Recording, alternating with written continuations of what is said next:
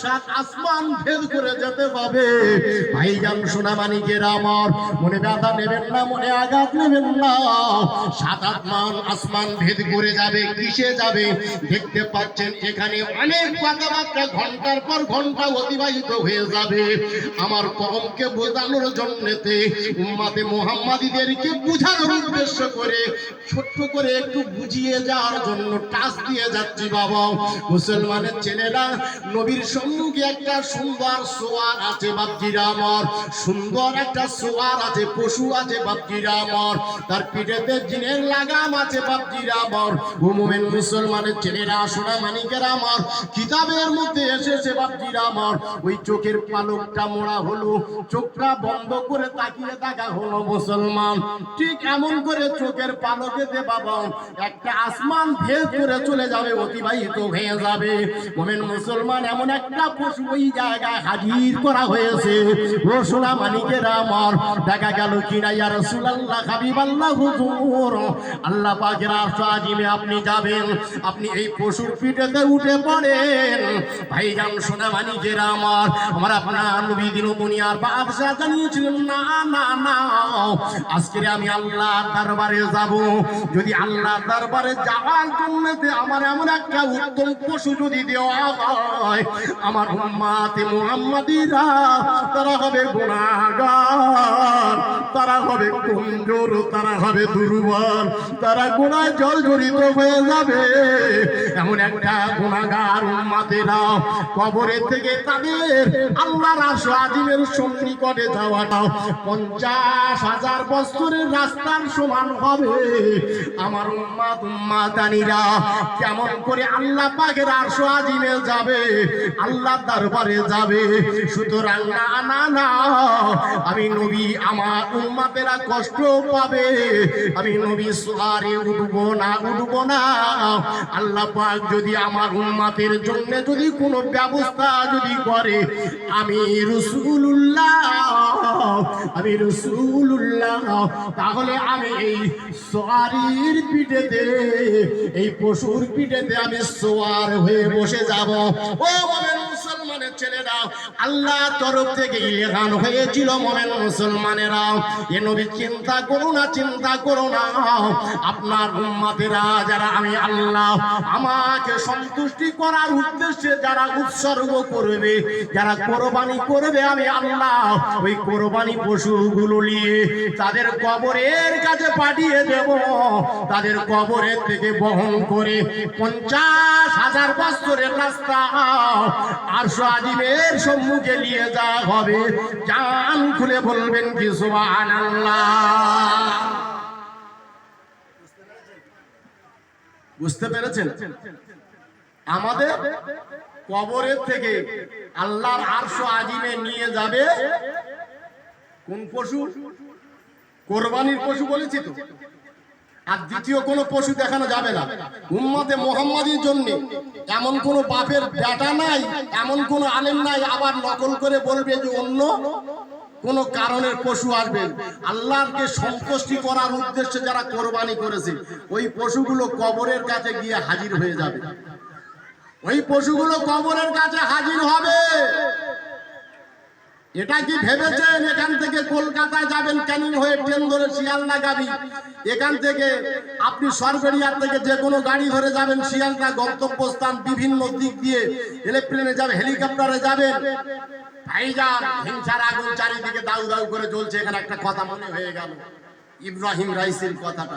আমি ও কথা বলবো না, সে আজকের কোথায় গেল, শহীদের দরজা লাভ করলো। মুমিন মুসলমান শোনে, আল্লাহকে খুশি করা কোরবানি আমাদের দ্বারা হচ্ছে কি? আমি আপনি যদি কোনো দানের গরু নিয়ে যদি কোরবানি করি, কোরবানিটা আমার আপনার জন্য হবে? একটু কথা বলেন, হবে কি? সবাই বলেন হবে? ওই পশু কি আমাকে আপনাকে বহন করে নিয়ে যাবে? আমরা গোশত খাওয়ার লোভেতে বাইরে থেকে গরু এনে কোরবানি করছি। ইমাম সাহেব যখন বক্তৃতা করলেন তার বক্তৃতার গুরুত্ব দিলেন না। আমরা হলাম উম্মতে মুহাম্মাদি, আমার জাতিকে কি বুঝাবো, আমার কওমকে কি বুঝাবো? এরা গোশত খাওয়া মুসলমান হয়েছে, এরা সঠিক জিনিসটা বুঝলো না। আল্লাহ পাক যে এদের কত সম্মানে সম্মানিত করেছেন, কত সম্মান জানো? মুসিবতের দিন, কিয়ামতের দিন, যেদিন কেউ কারো হবে না, হবে না, হবে না।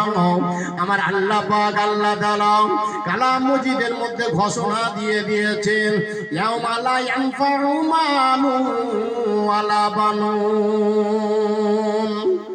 তোমার মাল, তোমার অর্থ সম্পদ, তোমার বিবি বাচ্চাও, বিল্ডিং বানাখানা কঠিন কিয়ামতের দিন কোনো কাজে আসবে না। কার জন্য উপার্জন করতেছেন মুসলমান? মনে ব্যথা নিও না, মনে আঘাত নিও না। এ কোরবানি কোথা থেকে আমরা পেলাম? কোথা থেকে কোরবানি আমরা পেলাম বাপজিরা আমার? কার তরফ থেকে বাপজিরা আমার কোরবানি আসলো? এই মুসলমান, যদি পশু কোরবানি আল্লাহ যদি কবুল না করত, যদি নবী ইসমাঈল আলাইহিস সালাতু ওয়াস সালামকে যদি আল্লাহ কোরবানিতে মনোনীত করত, আমার মতো আব্দুল মোমেন আর পৃথিবীতে এসে মাইকে মুখ লাগিয়ে বক্তৃতা করার মতো সুযোগ পেত না। আমার বাবা আমাকে কোরবানি দেওয়ার জন্য তৈরি হতো, আমার দাদু আমার বাপকেও কোরবানি দেওয়ার জন্য তৈরি হতো। যে ভেবেছেন তো, ভেবেছেন তো, ভেবেছে আল্লাহ পাক রব্বুল আলামিন বলছে, ইব্রাহিম তুমি আমার সন্তুষ্টির উদ্দেশ্যে উৎসর্গ করো, কোরবানি করো। আল্লাহ কি চাইলো? 100 উট কোরবানি হয়ে গেল। আবার রাতের বেলা বলছি, ইব্রাহিম কোরবানি করো। আবার 100 উট কোরবানি হলো। আবার বলছি, ইব্রাহিম আমার নামে আবার উৎসর্গ করো। ইব্রাহিম আলাইহিস সালাতু ওয়াস সালাম পরদিন আবার 100 উট কোরবানি করলেন। মোমেন মুসলমানের ছেলেরা, চতুর্থ রজনীতে দেখতে পাচ্ছেন ইব্রাহিম তোমার প্রাণ প্রিয় বস্তু যেটা আছে পৃথিবীর জমিনেতে, ওই জিনিসটি আমি আল্লাহ আমার নামে উৎসর্গ করো। ইব্রাহিম আলাইহিস সালাতু ওয়াস সালাম চিন্তা করে নিলেন, ফিকির করে নিলেন, পৃথিবীর জমিনে যদি আমার সবথেকে প্রাণ প্রিয় বস্তু যদি থাকে, একমাত্র আমার ইসমাইল ছাড়া আর দ্বিতীয় কোনো বস্তু নাই। তাহলে কি আল্লাহ পাক আল্লাহ তাআলা আমার ইসমাইলকে কোরবানিতে চেয়েছেন? এই কপাল ফাটা মুসলমানেরা, এই হতভাগা মুসলমানেরা, জ্ঞান আমাদের ফিরবে না, ওয়াজ আমরা শুনবো না। মসজিদে যখন ইমাম সাহেব খুতবা দেওয়ার প্রাক্কালে বাপজিরা আমার উপদেশমূলক কথা বলে, বাবা মসজিদের মধ্যে যত সময় থাকি কানেতে ঢোকে, বাইরে বাইর হয়ে আসি আর কানের মধ্যে থাকে না। আমরা হলাম মুসলমান। মোমেন মুসলমানের ছেলেরা, সোনামানিকেরা আমার, আমাদের মধ্যে এমন স্বভাব হয়ে গিয়েছে, আমাদের মধ্যে এমন খসরত এসে গিয়েছে, আমরা একে অপরে অন্যের মুখটা কালো দেখি, কালো, নিজের মুখটা দেখি আমাদের আয়নার মতো, আমরা অন্যের মুখটাকে কালো মনে করি। বাবা আর কালোকে মনে করেছিল এই মুসলমানেরা। আমার আপনার নবী দিন দুনিয়ার বাদশাহ নবী মুহাম্মদ রাসূলুল্লাহ সাল্লাল্লাহু আলাইহি ওয়াসাল্লামকে আবু জেহেল বলেছিল, মুহাম্মাদের মুখটা হলো কালো, কোদাকার কুস্তি। ভাইজান সোনামানিকেরা আমার, আবু বকর হুজুর মেনে নিতে পারলো না, উমর হুজুর মেনে নিতে পারলো না, উসমান হুজুর মেনে নিতে পারলো না, এই আলী হুজুর মেনে নিতে পারলো না, নবীর প্রাণপ্রিয় সাহাবারা মেনে নিতে পারলো না। ইয়া রাসূলুল্লাহ, হাবিবাল্লাহ হুজুর, আকাশের চাঁদ অপেক্ষা আপনি বলেন জ্যোতির্ময়, আকাশের চাঁদ যে আকাশের চাঁদ আপনাকে সিজদা করে, আপনাকে সিজদা করে, যে আকাশের চাঁদ আপনাকে সিজদা করে। আবু জেহেল বলল কি না, কি করে বলল যে চাঁদ, আকাশের চাঁদ আপনাকে সিজদা করে গেল, আর আবু জেহেল আপনাকে বলছেন কালো কালো কালো। নবী আমার বলল তোমরা মনে ব্যথা নিও না, নিও না, তোমরা মনে কষ্ট পেও না, পেও না, তোমাদের মনে কষ্ট পাওয়ার নাই। সাহাবারা জেনে রেখে দাও, শুনে রেখে দাও, ওই আবু জেহেল যে কথাটা বলেছে ওটা ঠিক কথা বলেছে। কি ঠিক বলেছে? ওর মুখে কালো গ্লাস পরিধান করা আছে, ও মুখেতে, ও চোখেতে